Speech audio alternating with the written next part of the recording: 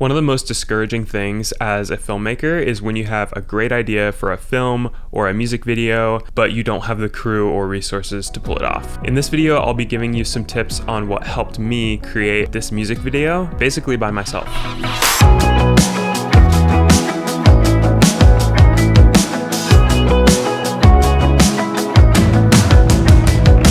Tip number one is to get more bang for your buck with your setups. Whether you're doing a short film or a music video, your scenes or your setups are going to take a lot of time. So when you're by yourself, focus on quality over quantity for your setups. Try to spend more time making each setup as good as it can be, rather than hopping around to a bunch of different locations, frantically trying to get as much footage as you can. You might have to simplify your concept or your script to fit it into less setups and less locations, but it might end up actually making your video better. So it's definitely worth it to try to cut out as many setups as you can and focus on the few that you have, focusing on making those really good. That does raise one problem though. Having less locations makes it harder to get a wider variety of shots. That brings me to my next tip, which is your lighting.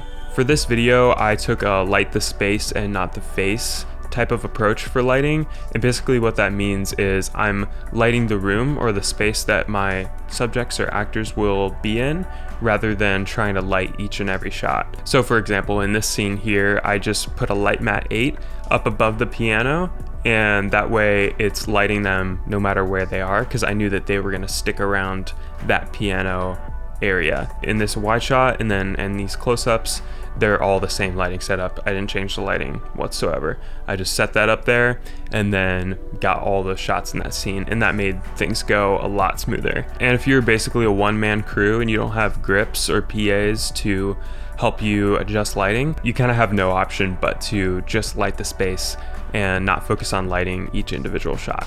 Also, if you're doing a narrative film, your actors will love you for that, because they won't have to focus on hitting certain marks for the lighting to be perfect on them.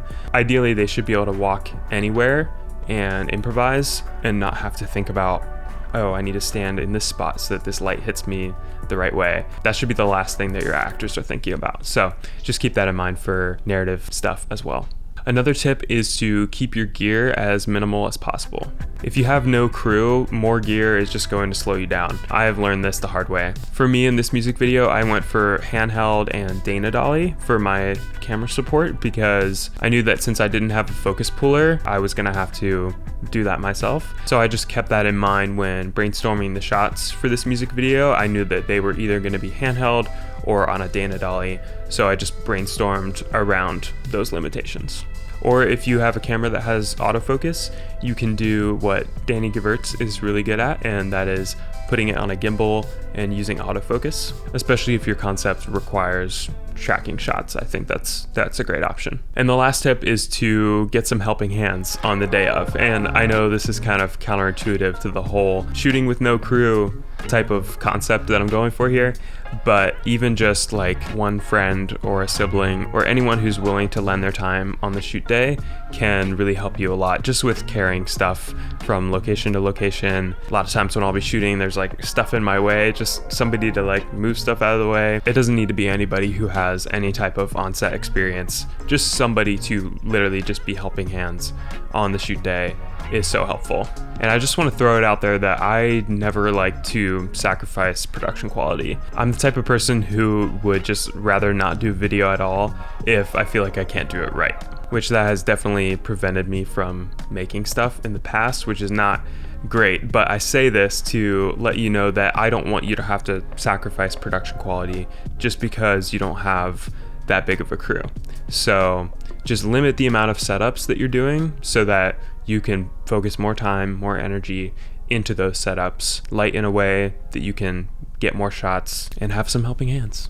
And if you look at it this way too, having fewer setups requires you to come up with creative solutions to cramming your concept or your idea or your story into fewer locations, fewer scenes, etc. So limiting yourself in this way might even make you make a better video. Who knows? The cool thing is, once you've done a video like this with very little to like no crew at all, after you've done that video, more people are going to be willing to jump on your next project once they see that, oh wow, this person can do really good work on their own. So like, I would love to help out. I found that when they know it's going to be a high quality product, they're way more likely to jump on your passion project or anything where they're getting paid less or getting paid nothing. People are way more likely to jump on board if they know it's going to be good, if they know it's going to be quality, it's going to be creative. So yeah, think of it that way. Think of using this project where you're kind of roughing it by yourself for a little bit as an investment in the future projects that you're going to do, because people see your talent and they see that you can pull off really good stuff even when you're just by yourself. And I think it all boils down to this piece of wisdom that I can give from my few years of freelancing. The problem of not having enough crew or not having enough resources still exists at every single level. As you level up higher and higher and higher, the projects become more demanding, and I've never been on a project where I feel like, great, we have every single thing we need. No piece of gear or crew member could possibly make this better. No matter what idea you have, there will always be like a higher production value version of that idea out there.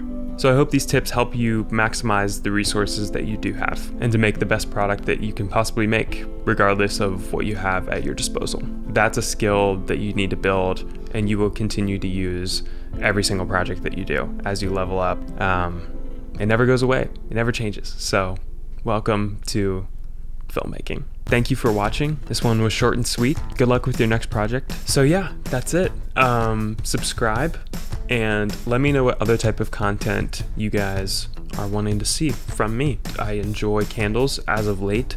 I've also got this thing behind me, if you guys want to know more about that. I'm curious what you're curious about. I want to make a video about this. It's a Steadicam, by the way. What do you guys think of the audio quality on this one? Is it good? Is it better than last time? Coffee at 6 p.m. No, don't do it.